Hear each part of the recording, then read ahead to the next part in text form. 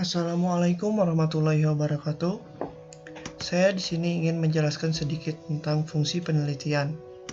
Sebelumnya, perkenalkan nama saya Gumilang Warotip dari kelas Keuangan dan Perbankan D3 semester 5. Untuk NPM saya adalah 1813100029. Pengertian fungsi penelitian.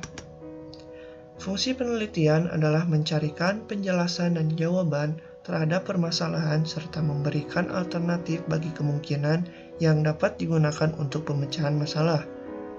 Pemecahan dan jawaban terhadap permasalahan itu dapat bersifat abstrak dan umum sebagaimana hanya dalam penelitian dasar atau basic research, dan dapat spesifik seperti biasanya ditemui pada penelitian terapan atau applied research. Fungsi penelitian. Untuk fungsi yang pertama, yaitu mendeskripsikan, memberikan data atau informasi. Penelitian dengan tugas mendeskripsikan gejala dan peristiwa yang terjadi maupun gejala-gejala yang terjadi di sekitar kita perlu mendapat perhatian dan penanggulangan. Gejala dan peristiwa yang terjadi itu ada yang besar dan ada pula yang kecil, tetapi kalau dilihat dari segi perkembangan, untuk masa datang perlu mendapat perhatian segera. Untuk fungsi yang kedua, yaitu menerangkan data atau kondisi atau latar belakang terjadinya suatu peristiwa atau fenomena. Penelitian dengan tugas menerangkan berbeda dengan penelitian yang menekankan pengungkapan peristiwa apa adanya.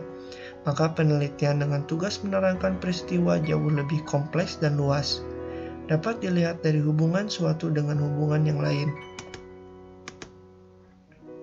Untuk fungsi yang selanjutnya, yaitu menyusun teori.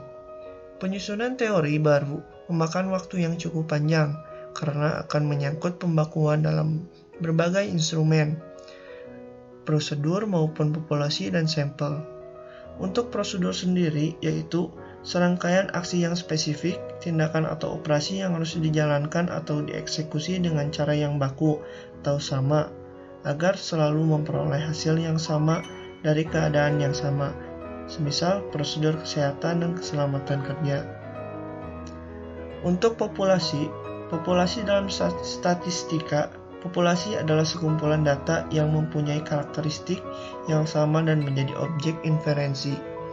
Dan untuk sampel adalah contoh atau cuplikan, merupakan bagian dari populasi yang dipelajari dalam suatu penelitian dan hasilnya akan dianggap menjadi gambaran bagi populasi asalnya, tetapi bukan populasi itu sendiri. Sampel dianggap sebagai perwakilan dari populasi yang hasilnya mewakili keseluruhan gejala yang diamati. Untuk fungsi yang keempat, yaitu meramalkan, mengestimasi, dan memproyeksi. Suatu peristiwa yang mungkin terjadi berdasarkan data-data yang telah diketahui dan dikumpulkan, informasi yang didapat akan sangat berarti dalam memperkirakan kemungkinan yang akan terjadi untuk melalui masa berikutnya. Melalui penelitian, dikumpulkan data untuk meramalkan beberapa kejadian atau situasi masa yang akan datang. Fungsi penelitian yang terakhir, yaitu melalui penelitian juga dapat dikendalikan peristiwa maupun gejala-gejala. Merancang sedemikian rupa suatu bentuk penelitian untuk mengendalikan peristiwa itu. Perlakuannya disusun dalam rancangan adalah membuat tindakan pengendalian pada variabel lain yang mungkin mempengaruhi peristiwa itu. Untuk materi selanjutnya, saya akan menjelaskan tentang unsur-unsur penelitian. Unsur-unsur penelitian. Untuk unsur yang pertama, yaitu konsep. Konsep adalah unsur penelitian yang terpenting dan merupakan definisi yang dipakai oleh para peneliti untuk menggambarkan secara abstrak suatu fenomena sosial atau fenomena alami. Misalnya, untuk menggambarkan kapasitas reproduksi manusia dikenal konsep fertilitas atau fertility dan fekunditas atau fecundity. Untuk menggambarkan pergerakan penduduk dikenal konsep migrasi dan mobilitas. Beberapa konsep yang biasa dipakai dalam penelitian kependudukan dan penelitian sosial adalah nilai anak, perilaku kontrasepsi, angkatan kerja, pengangguran, sikap terhadap kontrasepsi, morbilitas, mortalitas, sertifikasi sosial, interaksi sosial, perilaku memilih, alienasi atau keterasingan. Untuk unsur yang kedua yaitu proposisi. Proposisi adalah pernyataan tentang sifat dari realita yang dapat diuji kebenarannya. Hipotesa adalah proposisi yang dirumuskan untuk pengujian empiris. Dalil atau hukum adalah jenis yang proposisi yang mempunyai jangkauan atau skop yang lebih luas dan telah mendapatkan banyak dukungan empiris. Dalam ilmu sosial, proposisi biasanya adalah pernyataan tentang hubungan antara dua konsep atau lebih. Misalnya, proposisi modernitas suami istri adalah satu faktor penentu perilaku kontraseptif mereka. Lebih sering kita jumpai daripada proposisi, cenderung pasangan usia subur di Indonesia menggunakan kontrasepsi modern. Benar keduanya adalah proposisi, karena keduanya adalah pernyataan tentang realita yang kebenarannya dapat diuji. Perbedaannya, yang pertama menghubungkan dua faktor dan menganggap bahwa satu faktor adalah penyebab dari faktor lainnya, sedangkan proposisi yang kedua hanya menunjukkan distribusi suatu faktor. Untuk unsur yang ketiga yaitu teori. Sarana pokok untuk menyatakan hubungan sistematis antara fenomena sosial maupun yang alami yang hendak diteliti adalah teori, yaitu rangkaian yang logis dari suatu proposisi atau lebih. Teori merupakan informasi ilmiah yang diperoleh dengan meningkatkan abstraksi, pengertian-pengertian maupun hubungan-hubungan pada proposisi. Proposisi 1, misalnya menunjukkan bahwa penerimaan kontrasepsi modern adalah suami istri di pedesaan Jawa dipengaruhi oleh persepsi mereka tentang manfaat alat kontrasepsi tersebut. Proposisi ini dapat ditingkatkan menjadi teori dengan merubah tingkat abstraksi proposisi tersebut menjadi penerimaan suatu invasi sosial dipengaruhi oleh sikap terhadap inovasi tersebut. Dalam contoh di atas, kontrasepsi modern dijadikan lebih abstrak dengan mengubah konsep tersebut menjadi inovasi sosial dan persepsi tentang nilai anak. Dijadikan persepsi tentang inovasi tersebut. Atau kalau disajikan secara lebih abstrak, kita dapat merumuskan teori 2, yaitu perilaku adalah fungsi dari sikap. Untuk unsur yang keempat yaitu adalah variabel. Variabel yaitu konsep yang mempunyai variasi nilai. Jadi konsep badan bukan variabel karena badan tidak mengandung pengertian adanya nilai yang bervariasi. Berat badan adalah variabel karena memiliki nilai yang berbeda.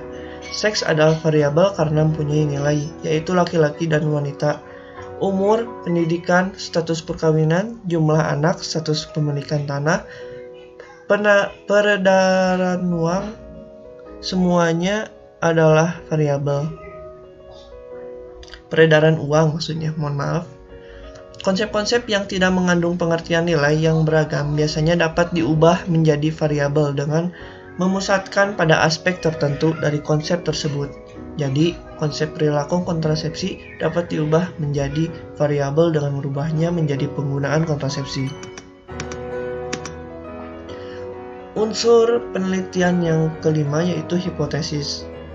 Hipotesa atau hipotesis adalah kesimpulan sementara atau proposisi tentatif tentang hubungan antara dua variabel atau lebih. Hipotesis yang baik harus memenuhi dua kriteria, yaitu 1.